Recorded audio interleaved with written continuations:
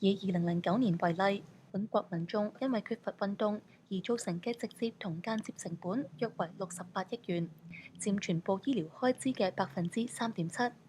呢筆龐大嘅支出包括醫療7種因為長期久坐以及缺乏運動而喪失勞動力嘅慢性疾病，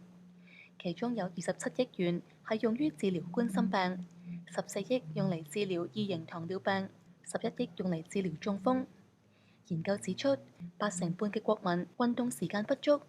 而缺乏運動為醫療保健系統帶嚟嘅支出，甚至超過食煙、酗酒以及肥胖帶嚟嘅花費。呢份報告引用嘅數據顯示，本國民眾花喺運動嘅時間變得越嚟越少。由2007年至2009年期間，只有1成半嘅成年人每星期會進行150分鐘運動。報告中嘅數據主要來源係嚟自聯邦統計局以及聯邦衛生局。呢個結果發表喺最新一期嘅醫學雜誌上。